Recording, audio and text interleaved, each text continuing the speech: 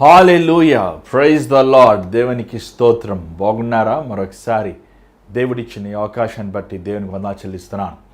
మరి ఈరోజు దేవుని వాక్యం వింటే సిద్ధంగా ఉన్నారా? Welcome you all to the hour of prayer, ప్రార్థన గడి అనే కార్యక్రమానికి మిమ్మల్ని ఆహ్వానిస్తున్నాం. మరి ఈరోజు దేవుడు మనతో ఏం మాట్లాడుతాడో మనం చూద్దామా? మరి దేవుని వాక్యం వెళ్ళక ముందు ఒక చిన్న ప్రార్థన. పరిశుద్ధమైన తండ్రి దయగల ప్రభువా, మరొకసారి నీ పాసనలోకి వస్తున్నాం నాయన. ఈ సాయంకాల సమయంలో మమ్మల్ని సజీవ లెక్కలో ఉంచిన ఆయన నీ వాక్యమును ధ్యానించే కృపను మాకు అనుగ్రహించి ఉన్నావు తండ్రి. మాలో ఉన్న లోపములు, మాలో ఉన్న అవిధేయతలు, మాలో ఉన్న పొరపాట్లను ఎరిగిన వాడువయ్యా. నీ సిలువ రక్తముతో మమ్మల్ని కడుగయ్యా, శుద్ధి చేయ్యా, మమ్మల్ని బాగుపరిచిన ఆయన దేవా, నీ విలువైన అమూల్యమైన మాట నాకు అనుగ్రహించు. నీ బిడ్డలతో నువ్వు మాట్లాడమని యేసునామములో అడుగుచున్నాం తండ్రి, ఆమేన్. మరి ఈరోజు మీ అందరికీ ఒకవేళ మీరు కొంతమంది కొత్తవారు ఈరోజు మీరు జాయిన్ అయి ఉంటే, మేము ఈ లెంటి దినాల్లో ప్రతిరోజు సిలువ ధ్యానాలు అనే అంశము మీద ప్రతి ప్రభు పొందిన యాగము, వేదన, బాధ, అవమానము, మరి ఆ సిలువలో జరిగిన సంగతులు అనేకమైన ఇప్పటికే మనం ధ్యానించున్నాం. మరి ఈరోజు మరొక అంశము మనం చూద్దాం. మరి ఇందాకే మీకు మొదటే మీకు తెలియపరిచున్నాం. మనం ఒక సీక్వెన్స్లో వెళ్తలేదు. మన బైబిల్లో ఉన్న అధ్యాయాలు అక్కడిక్కడివి తీసుకుని సిలువలో ప్రభువు చేసిన యాగం, ఆ విలువైన ప్రభువు కార్చిన రక్తము, ఆ సిలువలో ప్రభు ముందుగానే తన పలికిన మాటలు, తన అద్దములు, ఆ భావములు అవన్నీ కూడా మనం ముందుగానే ప్రభు పాత నిబంధనలో మనం చూస్తున్నాం, కొత్త నిబంధనలో మనం చూస్తున్నాం. సో ఇవన్నీ కూడా మనం ధ్యానిస్తున్నాం. మేబీ బహుశా మీరు మొదటిసారిగా కార్యక్రమం చూస్తున్నట్లయితే మీరు గతంలో ఉన్న కార్యక్రమాలు కూడా చూడండి. మీరు ఇంకను నేర్చుకుంటానికి అవకాశం ఉంటుంది. మరి ఈ ఛానల్ మీరు లైక్ చేయండి, సబ్స్క్రైబ్ చేయండి, మీ ఫ్రెండ్స్, మీ ఫ్యామిలీస్ తెలియపరచండి. మరి ఈరోజు మనం ఒక ముఖ్యమైన విషయాన్ని మనం తెలుసుకుందాం. యేసు ప్రభు యెరూషలేములో మరణించారు. కొంతకాలం ముందు యేసు ప్రభు మన భారతదేశానికి వచ్చారు, కాశ్మీర్కి వచ్చారు, అక్కడ మరణించారు అని చెప్తున్నారు. చూడండి, లోకంలో ఇంచుమించు కొన్ని నాకు తెలిసిన వరకు 280 దేశంలో వరకు ఉన్నాయి. అంత మాత్రం కాదు, అనేక స్థలాలు ఉన్నాయి, అనేక కొండలు ఉన్నాయి. కానీ యేసు ప్రభు ఎందుకు యెరూషలేములోనే మరణించాలి? ఎందుకు యెరూషలేముకి అంత ముఖ్యమైన ఇంపార్టెన్స్? ప్రభు ఎందుకు యెరూషలేముని అంతగా ప్రేమిస్తున్నాడు? బైబిల్లో మనం చూసినట్లయితే యెరూషలేము అనే పేరుని కింగ్ జేమ్స్ వెర్షన్లో ఇంచుమించు బైబిల్లో ఈ 814 సార్లు యెరూషలేము అనే మాటని ప్రభు జీవగ్రంథంలో రాశాడు. ఎందుకు యెరూషలేము గురించి అంత పర్టిక్యులర్? చూడండి, యెరూషలేములో మరి ఈరోజు మన బెత్లెహేమ్ తీసుకుంటే, బెత్లెహేము ఈరోజు యెరూషలేములోకి లేదు, ఇశ్రాయేలు దేశంలో లేదు, అది పాలస్తీనాలో ఉంది. కానీ బెత్లెహేములో యేసు ప్రభు జన్మించాడు. కానీ ఆయన పరిచర్య, ఆయన సేవ అంతా కూడా యెరూషలేము చుట్టుపక్కల ప్రాంతంలో ప్రభు చేసినట్లు మనం చూస్తున్నాం. మరి మహా ఉంటే ఒక 80 కిలోమీటర్లు ద రేడియస్లోనే ఆయన సువార్తను ప్రకటించాడు. వేరే దేశానికి వెళ్ళలేదు, వేరే కాంటినెంట్కి ఆయన వెళ్ళలేదు. కానీ యేసు ప్రభు సువార్త ఆ గలీలయ, యూదయ, సీదోను, సమరయ ఆ చుట్టుపక్కల ప్రాంతంలో ఆయన వాక్యమును ప్రకటించును అనేది మనం బైబిల్లో మనం చూస్తున్నాం. కానీ ఆయన మరణించాల్సి వచ్చినప్పుడు, ఆయన సిలువ వేయబడాల్సి వచ్చినప్పుడు, యాక్చువల్గా చూసినట్లయితే సిలువ వేసే స్థలము బైబిల్లో మనం చూస్తే కపాలము అని రాయబడి ఉంది. కానీ ఆ రోజు యూదులండి ఎవరైనా సిలువ వేయాలంటే కపాలం అనే స్థలంలో మాత్రమే వేయాలని కాదు. వారు యెరూషలేము బయటికి వెళ్ళి వేసేవారు. గొల్గొతా కొండపైన వేసేవారు. సో బట్ ఎందుకు యేసు ప్రభుని గొల్గొతా లేకపోతే కల్వరి కొండ మీద సిలువ ఎందుకు వేయాలి అని మనం ఒకసారి ఆలోచించాలి. ఎందుకంటే బైబిల్లో ఈ కపాలం అనే మాట 4 సార్లు 4 సువార్తల్లో రాయబడి ఉంది. They has given the importance. కొన్ని ఒక సువార్తలోనే ఉంటాయి, లేదా 2-3 ఉంటాయి. కానీ ఈ కపాలము లేకపోతే కల్వరి లేకపోతే గొల్గొతా అనే మాట, మరి అరమిక్లో గొల్గొతా అంటారు, మరి లాటిన్లో దాన్ని క్యాల్వరీ అంటారు. అంత మాత్రమే కాదు, లేకపోతే స్కల్ అంటారు, తెలుగులో మనం దాన్ని కపాలం అంటాం.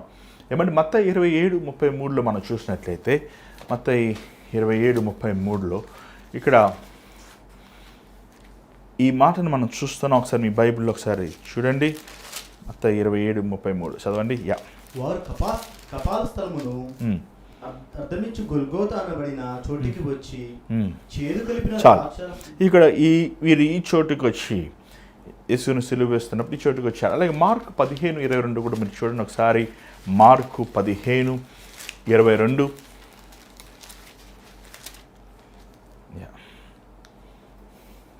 అతడు అలెగ్జాంద్రియానునకు రూబునకు తండ్రి. వారు గొల్గోతా అనబడిన చోటునకు ఆయనను తీసుకుని వచ్చిరి. గొల్గోతా అనగా కపాల స్థలమని అర్థము. చాలా. అలాగే లూకా 23:33 చదవండి ఒకసారి. 23:33. వారు కపాలమనబడిన స్థలమునకు వచ్చినప్పుడు అక్కడ కుడివైపున ఒకని ఎడమవైపున ఒకని ఆ నేరస్తులను ఆయనతో కూడా సిలువేసిరి. అలాగే మనం యోహాన్లో కూడా చూస్తున్నాం. యోహాన్ 19:17 చూడండి.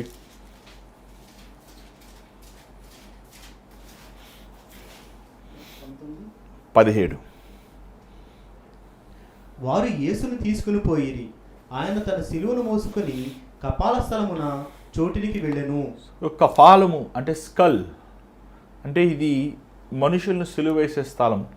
మరి ఇది బాగా అర్థం చేసుకోవాలంటే మనం యెరూషలేం వెళ్ళిన వారికి కొంచెం మనకి ఒక అవగాహన కలుగుతానికి ఇంకా ఈజీ అవుతుందండి. బైబిల్ చదువుకున్న చాలామంది యెరూషలేం వెళ్తున్నారు. దానివల్ల ఏం ప్రయోజనం లేదు. ఏమండి, బైబిల్ చదివేసి వెళ్ళండి. కనీసం ఒక 20 సార్లు బైబిల్ చదివి అప్పుడు యెరూషలేం వెళ్తే మీరు వారు చెప్పే మీకు గ్రహించుకుంటానికి, ఆనందిస్తానికి బాగుంటుంది. కొంతమంది వెళ్ళారు, ఏమైనా అర్థమైందో ఏం అర్థం కాలేదండి అన్నారు. అంటే వారికి ఎందుకు వెళ్ళారో కూడా తెలియలేదు. ఇది సింగపూర్ లాగా, లేకపోతే దుబాయ్ లాగా, లేకపోతే ఇతర దేశాల్లాగా కాదు. ఇజ్రాయెల్ దేశము విశేషతను గ్రహించుకోవాలంటే బైబిల్ బాగా చదివి వెళ్ళాలి. సో బైబిల్ మీరు చదవండి ముందు. ఇక్కడ చూసినట్లయితే ముఖ్యంగా ఈ కపాలము అనే స్థలము యెరూషలేము మెట్టులు, అంటే యెరూషలేముకి ఆ రోజుల్లో పాత యెరూషలేం, ఓల్డ్ యెరూషలేంకి తలుపు ఉంటుంది.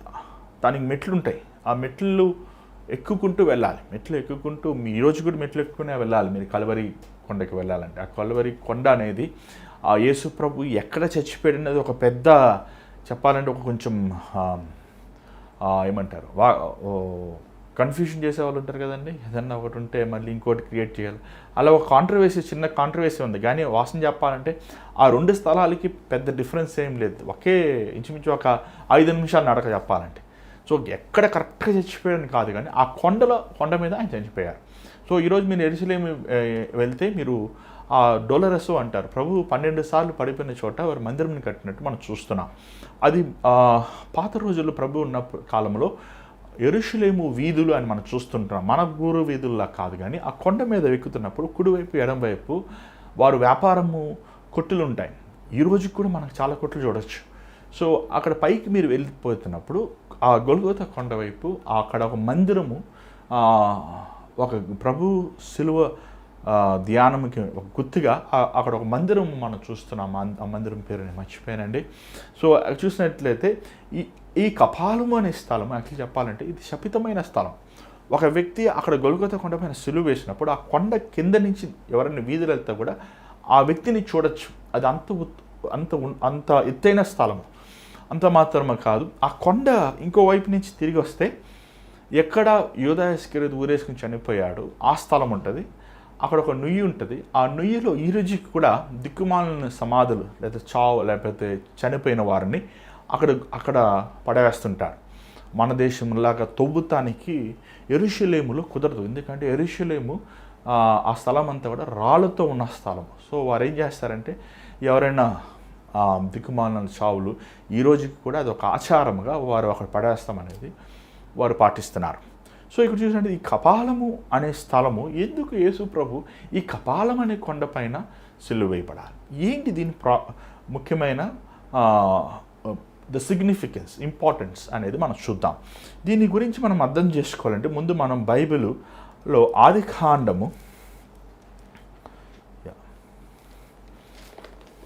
22వ అధ్యాయం ఒకసారి చూడండి.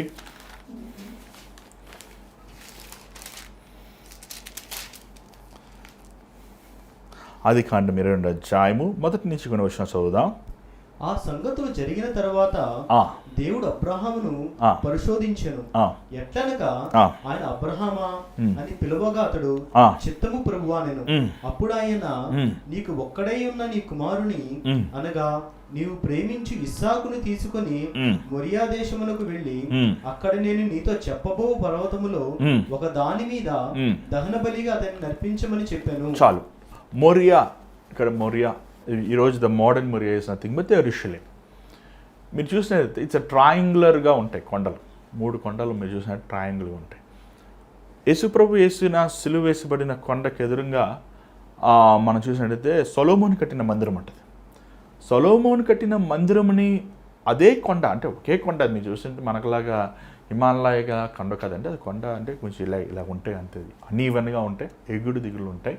అది మీరు గూగుల్ మ్యాప్లో మీరు చూస్తే మీకు బాగా అర్థం చేసుకుంటానికి మీకు సహాయం పడుతుంది. ఆ యెరూషలేము కట్టిన గోడ వెనకాలే మీరు డూమ్ ఆఫ్ రాక్ అంటారు. ఈరోజు మీరు అది మసీదుగా ఈరోజు అది చేర్చబడింది. అది యాక్చువల్గా ఆ స్థలం ఏంటంటే అబ్రహాము ఇసాకుని బలి ఇచ్చిన స్థలం. మీరు గొల్గొతా కొండ వైపు వెళ్తున్నప్పుడు కరెక్ట్గా ఆ అడ్జసెంట్ అంటే మందిరము గోడ పక్కనే ఈ సిలువ కూడా ఉంటున్నట్టు మనం చూస్తున్నాం. అంటే బహుశా I'm trying to explain the best, ఎందుకంటే నాకు ఆ వీడియోస్ కానీ గ్రాఫిక్స్ చూపించే ఒక ఆ ఎక్విప్మెంట్ కానీ ఇది లేదండి, క్షమించండి. బట్ జస్ట్ మీరు అర్థం చేసుకోండి సరిపోద్ది. అంటే ఇట్స్ ఆల్మోస్ట్ వన్ ప్లేస్, ఒకే స్థలం. ఆ మందిరము అంటుకునే ఆ డూమ్ ఆఫ్ రాక్ అబ్రహాము ఇసాకుని ఇచ్చిన బలి ఇచ్చిన స్థలము, అదే స్థలము మీద అదే స్థలములో దావీదు ఆ స్థలము దేవుని మందిరము కోసం కొన్నట్లు మనం చూస్తున్నాం. బైబిల్లో చూసినట్లయితే మీరు 2 దినవృత్తాంతములు 3వ అధ్యాయము 2 Chronicles 3rd chapter ఒకసారి 1వ వచనం ఒకసారి చూడండి, మీకు అర్థమవుతుంది. తరువాత సొలొమోను యెరూషలేములో తన తండ్రి అయిన దావీదునకు యెహోవా ప్రత్యక్షమైనప్పుడు మొరియా పర్వతమందు దావీదు స్థిరపరిచిన స్థలమున యెబూసీయుడైన ఓర్నాను కళ్ళ ముందు దావీదు ఏర్పరిచిన స్థలమున యెహోవాకు ఒక మందిరం కట్టిన ఆరంభించెను. ఇక్కడ మనం చూసినట్లయితే ఆ మందిరము సొలొమోను కట్టిన మందిరం. మరి ఆ మందిరం 44 సార్లు పడగొట్టబడింది, ఒకసారి కాదు, 44 times ఆ మందిరం పాడు చేయబడింది, నాశనం చేయబడింది. సో ఆ మందిరం మరలా యేసుప్రభు కాలంలో చూసినట్లయితే ఆ మందిరం కొంచెం ముందుకు లాగి కట్టినట్లు మనం చరిత్రలో మనం చూస్తున్నాం. సో ప్రభు అదే మనం యోహాను సువార్త 8వ అధ్యాయము 56వ వచనంలో ప్రభు ఒక మాట అంటాడు. ఏం మాట అంటాడో చూడండి ఒకసారి. ఆ మాట విని పరిసయ్యులు శాస్త్రులు ఎంతో కోపం పొందారు, ప్రభు మీద ఎంతో కోపం వచ్చేసింది. ఎందుకంటే వారు దేవుని దూషిస్తున్నా అనుకున్నారు, కానీ ప్రభు ఎంత చక్కని మాట చెప్పారు చూడండి. యోహాను సువార్త 54వ అధ్యాయం నుంచి చదువుతారా, లేకపోతే మనకంతా 54 చదవండి. అందుకు యేసు నన్ను నేనే మహిమపరచుకుని నా మహిమ వట్టిది. మా దేవుడని మీరు ఎవరిని గురించి చెప్పెదరో ఆయన నా తండ్రి ఉన్న నన్ను మహిమపరచుచున్నాడు. మీరు ఆయన ఎరగరు, నేను ఆయన ఎరుగుదును. ఆయనను ఎరుగని నేను చెప్పిన ఎడల మీ వల్ల నేను అబద్ధికునాడు ఉందనని గాని నేను ఆయన ఎరుగుదును. ఆయన మాట గైకొనుచున్నాను. మీరు ఆయనను అబ్రహామును నా దినమున చూతునని మిగులు ఆనందించెదను. ఇక్కడ ప్రభు చాలా చక్కని మాట అంటున్నాడు. అబ్రహాము నా దినముని చూచుంటే తాను ఆనందించువాడు. ఏ దినము చూశాడు, దేనిని చూస్తే ఆనందించువాడు. ఇక్కడ చూడండి, మరలా మీరు ముందుకు రండి, ఆదికాండానికి ముందు రండి. ఆదికాండం 22వ అధ్యాయము, ఆదికాండం 22వ అధ్యాయము మీ బైబిల్ మీరు తిప్పండి. మరి ఈరోజు మనము సిలువ ధ్యానాలు చేస్తున్నప్పుడు కొంచెం బైబిల్ మనం విల్ గో ఇన్ డెప్త్, దీంట్లో ఉన్న మర్మమును మనం తెలుసుకుందాం. బైబిల్ దేవుని వాక్యం ఉన్న మర్మం. బైబిల్లో ఉన్న ప్రతిదీ యథార్థమైనది, కట్టుకథలు కావు. ఎవ్రీథింగ్ ఇస్ దేవుడు ఒక ప్రవచన రీతిగా మన కోసం రాసి పెట్టాడు. ఇక్కడ మనకు కొంచెం మనము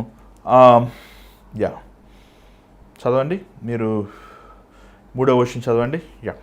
తెల్లవారినప్పుడు అబ్రహాము లేచి తన గాడిదకు గంతగట్టి తన పనివారులు ఇద్దరిని తన కుమారుడు ఇస్సాకును వెంటబెట్టుకుని దహన బలి కొరకు కట్టెలను చీల్చి లేచి దేవుడు తనతో చెప్పిన చోటికి వెళ్ళాను.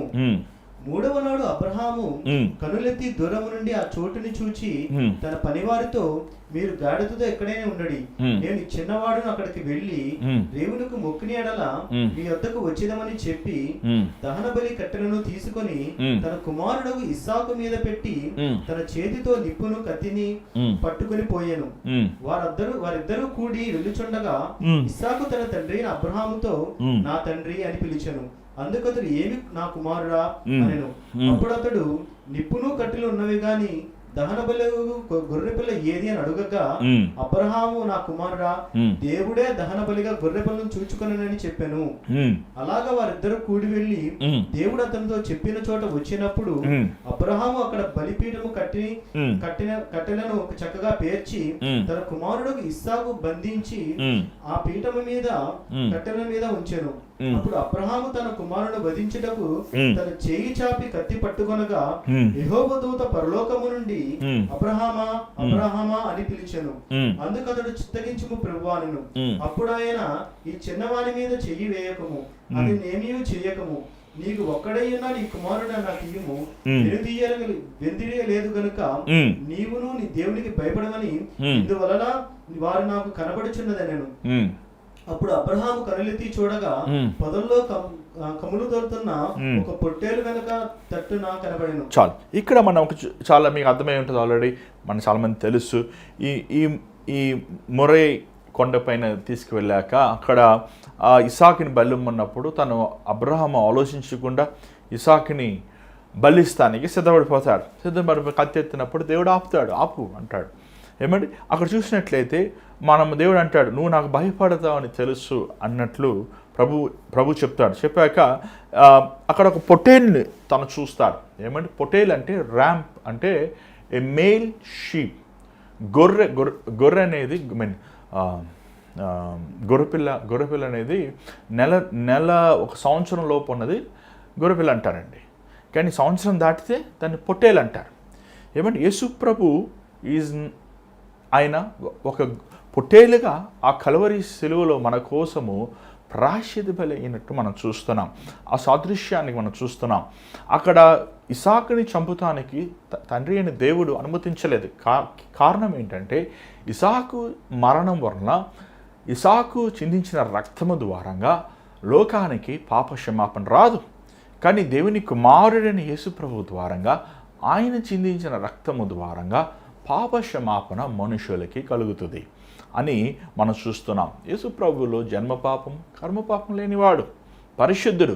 కానీ మీరు చూసినట్లయితే అదే స్థలములో అదే కపాలము అని పిలువబడుతున్న ఆ గొల్గొతా కొండ పైన ఏమంటే ఆ కొండకి ఒక విశేషత ఉంది. ఎందుకు కపాలం అంటారంటే ఒక స్కెలిటన్ రూపంలో ఉంటుందండి అది ఆ కొండ ఒకవైపు, అందుకని దాన్ని కపాలం అని పిలుస్తుంటారు.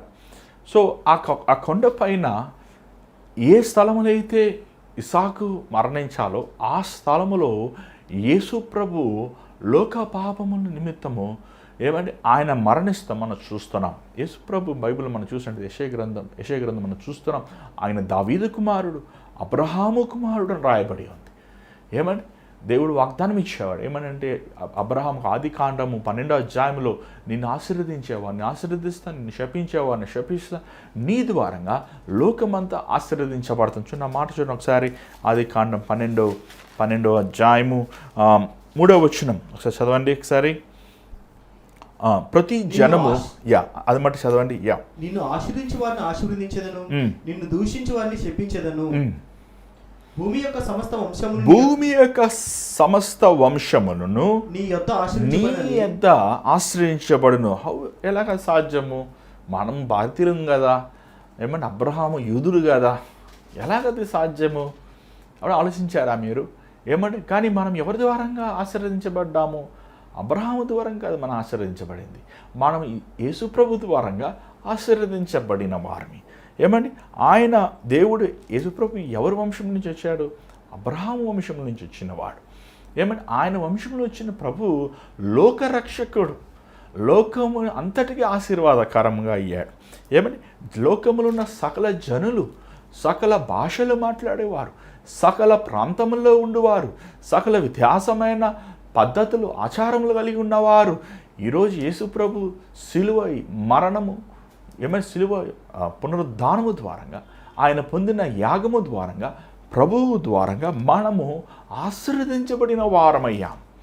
ఎంత గొప్ప మాట మనం చూస్తున్నాం. అంత మాత్రం కాదు, ఇక్కడ చూసినట్లయితే ఈ గొలుగత కొండపైన లేకపోతే కపాలం లేకపోతే కల్వరి అన్నీ మూడు ఒకటే, కానీ వేరే వేరే భాషల్లో. కల్వరి అనేది లాటిన్లో ఉన్నది, గొల్గొథ అనేది అరమిక్లో ఉన్న మాట. మరి కపాలం అనేది బహుశా హీబ్రూగా ఉండొచ్చేమో, మన ఇంగ్లీష్ బైబిల్ స్కల్ అన్నది ఒక్కొక్క భాషలో ఒక్కొక్క విధముగా రాయబడుతున్నాం. కానీ ఇక్కడ మనం ఒక ముఖ్యమైన పాయింట్ గమనించాలి. కపాలము ఆ గొల్గొథ కొండ పైన ఆ కల్వరి సిలువలో యేసు ప్రభు ఇద్దరు దొంగలు పక్కన ఆయన సిలువేయబడ్డాడు. మనం ఇక్కడ చూస్తున్నాం. ఈ కొండపైన ఎక్కుతున్నప్పుడు అక్కడ ఇసాకుతో పాటు ఇద్దరు పనివారు వచ్చినట్లు మనం చూస్తున్నాం. అంత మాత్రమే కాదు, యేసు ప్రభులో మనం ఒక ప్రత్యేకతను చూస్తున్నాం. ఆయనలో జన్మ పాపము కర్మ పాపం లేనివాడుగా ఏ స్థలములో అయితే ఇసాకు మరణించాలో, ఏ స్థలమైతే దేవుడు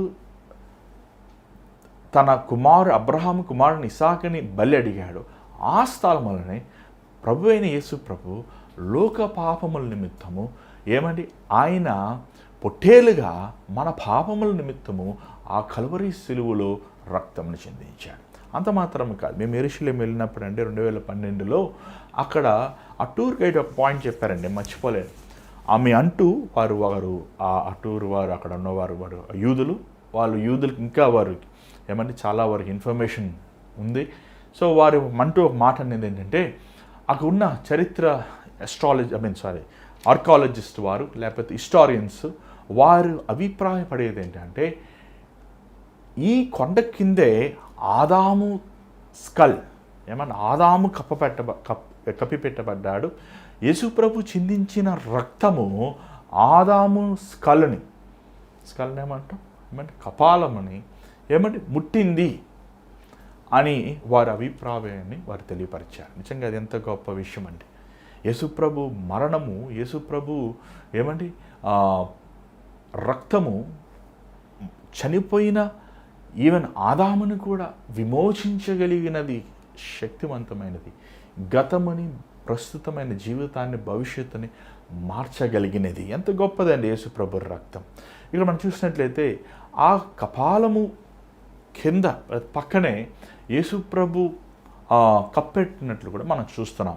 అది అమృతమైన యోసేపు సమాధి అని మనం చూస్తున్నాం. ఎందుకంటే ఆ రోజుల్లో సమాధి ముందే వారు బతుకున్నప్పుడే వారు చేసుకోవాలి.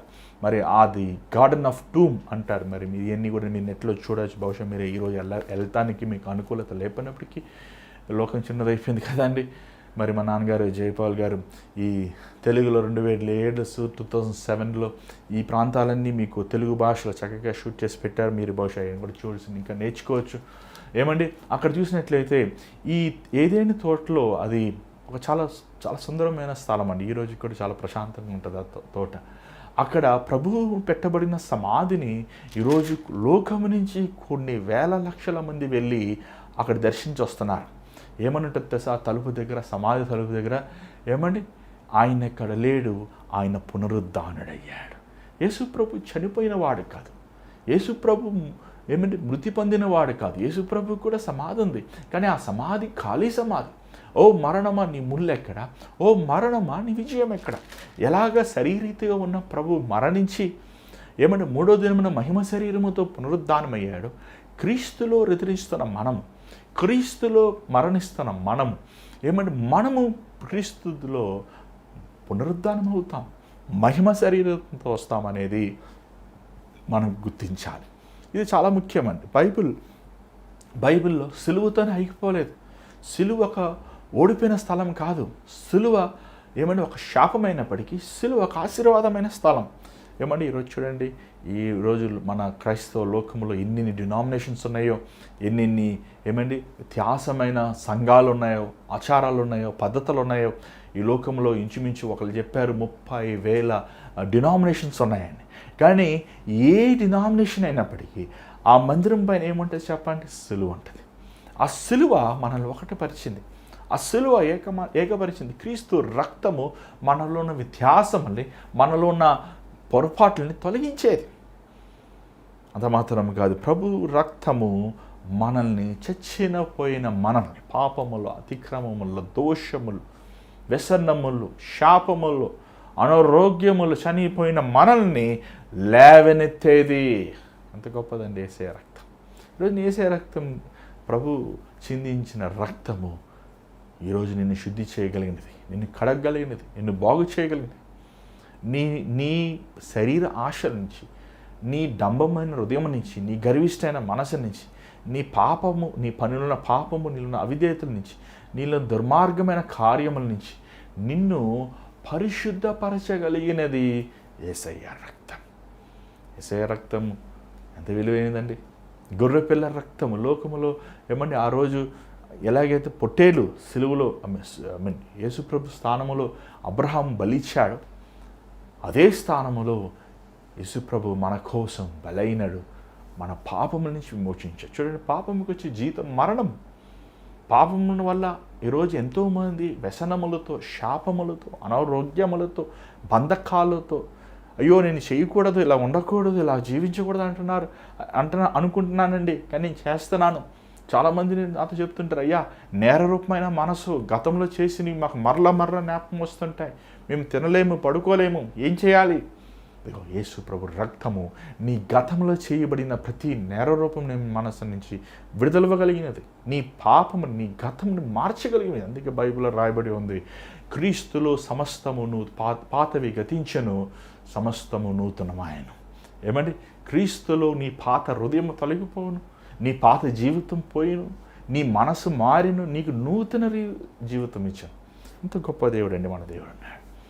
అంత మాత్రమే కదా, మనం గమనించినట్లయితే ఏమండి, మునిపిటి వాటివి జ్ఞాపకం చేసుకోవద్దు. యెషయా గ్రంథం 43:17 ప్రభు అంటాడు, ఇది ఒక నూతన కార్యం. ఆ నూతన కార్యం అనేది ఆ కలువరి సిలువలోనే జరుగుతుంది. నీకు ఆ యేసు ప్రభు దగ్గరికి వచ్చినప్పుడే, యేసు ప్రభు ఎద్దు నీ పాపములు, అతిక్రమములు, నీ దోషములు ఒప్పుకుంటున్నప్పుడే, నీ హృదయ స్థితిలో ఉన్న ప్రతి అవిధేయతలు, నువ్వు చేసిన దేవునికి విరోధమైన కార్యాలు, మనుషులకు విరోధమైన కార్యాలు, నువ్వు పశ్చాత్తాపడి, నువ్వు సంతాపపడి, నువ్వు దేవా నీ కృపతో నన్ను క్షమించి, నీ రక్తముతో నన్ను కడుగు, నా మీద కృప చూపించయ్యా, నన్ను క్షమించయ్యా అని నువ్వు ఎప్పుడు వేడుకుంటావో అప్పుడు నువ్వు కృపను పొందుతావు.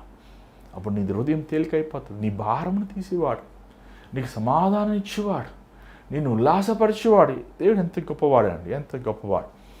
మరి ఈరోజు కపాలమైన మరణమైన స్థలమని, కపాలమైన శపితమైన స్థలమని, కపాలమైన ఏమంటే చీకటితో ఉన్న స్థలమని ఆ కలువరిని దేవుడు ఈరోజు ఆశీర్వాదకరంగా మార్చాడు. నీ జీవితం బెద్దముతో ఉన్నావా? ఎందుకు నా బ్రతుకు, ఎందుకు బ్రతుకుతున్నాను, నేను చచ్చిపోతే మేలు అనుకుంటున్నావా? నేను ఏం చేసినా సఫలత లేదే, నేను వ్యాపారం చేసినా వ్యాపారం నష్టంలో ఉన్నానే, కుటుంబ జీవితంలో నా దీవెన లేదే, నాకు గర్భబలం లేదు, ఉద్యోగం లేదు, ఎందుకు నా బ్రతుకు, నేను ఏది సాధించాను, అప్పులే కదా, జబ్బులే కదా, నా కుటుంబంలో సమాధానం లేదని సతమతం అవుతున్నావా? ఇదిగో రా, ఆ కల్వరి సిలువ దగ్గరికి రా. నీ కోసం రక్తం చిందిస్తున్న ప్రభువుని చూడు. ప్రభువా, నా దోషములు క్షమించినాను. ఎందుకంటే ప్రతి వ్యసనానికి వెనకాల, ప్రతి అనారోగ్యానికి వెనకాల, ప్రతి పాపముకి వెనకాల, ప్రతి శాపముకి వెనకాల మన అతిక్రమములు, క్షమించబడిన అతిక్రమము ఉంటాయి. అవి కడగబడాలంటే కేవలం యేసు ప్రభు రక్తమే. ఏమండి, దేవుని వాక్యం సెలవిస్తుంది, మన నీతి దేవుని ఎదుట మురికిగుడ్డ వంటిది. నీ నీతి కార్యాల వల్ల నువ్వు పరలోకం సంపాదించుకోలేవు, కేవలం ఆయనకు చూపించిన కనికరం కృప ద్వారంగా. ఈరోజు మనము మన చేతులెత్తి పరలోకం వైపు అబ్బా తండ్రి అని ప్రార్థించే హక్కుని దేవుడిచ్చి ఉన్నాడు. దేవుడిచ్చిన అధికారం, దేవుడిచ్చిన ఏమండి హక్కుని నువ్వు ఉపయోగించుకో. రా, నీ పాపం సెలువు లేకుండా, సెలువు దగ్గర నువ్వు పశ్చాత్తాపడకుండా, సెలువు దగ్గర నువ్వు విమోచన పొందకుండా, సెలువు దగ్గర క్రీస్తు క్షమాపణ నువ్వు పొందుకోకుండా నువ్వు తండ్రి దగ్గరికి వెళ్ళలేవు, నువ్వు తండ్రి సన్నిధిలో నిలవలేవు. ఈరోజు నీ రక్షణ అంగిని నువ్వు కలిగి ఉన్నావా? ఒకవేళ కలిగి ఉంటే నీ రక్షణ అంగి శుభ్రంగా ఉందా? నీ మనస్సాక్షి శుభ్రంగా ఉందా? నీ హృదయ ఆలోచనలు పవిత్రంగా ఉన్నాయా? ఒకసారి నిన్ను పరీక్షించుకో. దేవుని దగ్గరికి రా, దేవుని సన్నిధిలో ఆయన్ని చూడు. ఆయన దగ్గర మొరపెట్టు, ఆయన దగ్గర చెప్పు నీ బాధని, నీ భారమును తీయువాడు. పాప భారం, అన్ని భారముల కంటే చాలా గొప్ప భారం ఏంటి తెలుసా అండి? పాప భారమే, నేరరూపమైన భారమే, దాదిచ్చే జీతమే. అన్ని భారములు, మన శాపములు, కీడు సమస్తమును యేసు ప్రభు తీయగలిగిన వాడు, తీర్చగలిగిన వాడు. నీ జీవితం ఏసైకిస్తావా? దయచేసి ఉంచండి, ప్రార్థన చేద్దాం. పరిశుద్ధమైన తండ్రి, దయగల ప్రభు, మా కోసము నేను కపాలము అనే స్థలములు, ఆ గొలుగుతు అనే స్థలములో మా నిమిత్తము నీ రక్తములో ఏ కల్మషము లేదయ్యా. పాప బీజములే నువ్వు నాయన, పవిత్రమైన నీ రక్తమని నాయన, చివరి రక్తపు పొట్ట అంతా కూడా నువ్వు దారపోసావయ్యా. మమ్మల్ని శుద్ధి చేస్తాం నిమిత్తం, మమ్మల్ని కడుగుతాం నిమిత్తం, మమ్మల్ని బాగు చేస్తాం తండ్రి. ఈరోజు ఎవరైతే నేను ఈ కార్యక్రమం చూస్తున్న బిడ్డలు ప్రభా, తండ్రి దేవా నన్ను క్షమించాయా, నన్ను కడుగునాయ, నా జీవితాన్ని ఆశీర్వదించాయా, నా బంధకముల నుంచి విడుదల దయచే, నాకేం చేయాలో అర్థం కావట్లేదు అని నీ వైపు చూచి కన్నీటితో కన్నీరు కారుస్తున్నాను తండ్రి. నీ గాయపడిన హస్తం నీ బిడ్డల మీద చాచయ్యా. బాగు చేయగలిగిన వాడు ఎవడున్నాడు ప్రభా? మమ్మల్ని స్వస్థపరచగలిగిన వాడు ఎవడున్నాడయ్యా? మమ్మల్ని రక్షించగలిగిన వాడు ఇంకో ఎవరున్నారు ప్రభా? నువ్వు తప్ప మమ్మల్ని మాకు దిక్కు లేదు నాయన. ఇదిగో నాయన, నీ బంగారమైన పాదములు, నీ గాయపడిన పాదములు నేను పట్టుకుని వేడుకుంటున్నామయ్యా. ఈరోజు మా బ్రతుకులు మార్చు నాయన, మా జీవితములు మార్చాయా, మా హృదయముల్లో ఉన్న భారమును తొలగించాయా, మా మీద ఉన్న ప్రతి కీడుని శాపముని కొట్టివే ప్రభా. మమ్మల్ని ఆశీర్వదించాయా. నీ విలువైన అమూలమైన రక్తముతో మమ్మల్ని శుద్ధి చేయనైనా, మమ్మల్ని పరిశుద్ధపరిచయ్యా. మా మనస్సులు, మా హృదయములు, మా దృష్టి మమ్మల్ని ఏకపరిచయ్యా. మాకు ఏక మనసు దయచేనైనా, ఏక హృదయమును దయచే ప్రభా, ఏక ఆలోచనలు మాకు దయచే ప్రభా. నీ వైపు తప్ప కుడివైపు కానీ ఎడవైపు చూడకుండా నీ రాజ్యము వైపు, నీ సింహాసనం వైపు, నీ ముఖకాంతి వైపు మేము చూస్తూ నేను మేము ముందుకు సాగిపోతాను. కృప చూపించమని, విత్తబడిన వాక్యమును ముద్రించమని, నీ బిడ్డలతో నువ్వు ఇంకను దర్శించమని యేసు నామములో అడుగుచున్నాం తండ్రి, ఆమేన్. మరి దేవుడు ఈరోజు మీతో మాట్లాడినట్టు మాకు తెలియపరచండి. మరి మీకోసం మేము ప్రార్థన చేయాలి సిద్ధంగా ఉన్నాం. మరి స్క్రీన్ మీద కనబడుతున్న నెంబర్కి మీరు వాట్సాప్, వాయిస్ మెయిల్, కాల్ మీరు చేయొచ్చు. దయచేసి గమనించండి. మీరు ఎవరైనా నాతో మాట్లాడిన ఆశిస్తే మరి స్క్రీన్ మీద నెంబర్కి మీరు మీ వివరాలు పెట్టండి. నేనే ఫోన్ చేసి మీతో మాట్లాడతాను. ఒకేసారి అందరితో మాట్లాడతాను సాధ్యము. కాబట్టి మీరు దయచేసి మీరు ప్రేయర్ రిక్వెస్ట్ పెట్టినప్పుడు కొంచెం చక్కగా అర్థమయ్యేలాగా మీరు టైప్ చేయండి. ఒకవేళ మీరు టైప్ చేయలేకపోతే కనీసం వాయిస్ మెయిల్ని పంపించండి, నేను మీకు జవాబిస్తాను సిద్ధంగా ఉన్నాను. అంత మాత్రం కాదు, ఈ భారమైన పరిచయంలో దేవుడు మిమ్మల్ని ప్రేరేపిస్తే మీ గుప్పులు మీ విరాళములు ఇవ్వచ్చు. మరి స్క్రీన్ మీద కనబడుతున్న Google pay, PhonePe account numbers ఉన్నాయి. సో మీరు ఈ పరిచయంలో పాల్గొనవచ్చు. మరి ఎంతోమంది ఈ పరిచయంతో దీవించబడుతున్నారు, ఎంతోమంది ఆశీర్వదించబడుతున్నారు. చాలా కొద్దిమంది మాత్రమే పరిచర్యలో పాలు పొందుతున్నారు. గమనించండి, ఎంతో భారమైన ఈ పరిచర్యలో దేవుని కోసం నమ్మకంగా తన పగలు ముందు సేవలో ముందుకు వెళ్తున్నాం. మీరు పంపించే ప్రతి కానుక ప్రభు పరిచర్యలో వాడుతున్నాం.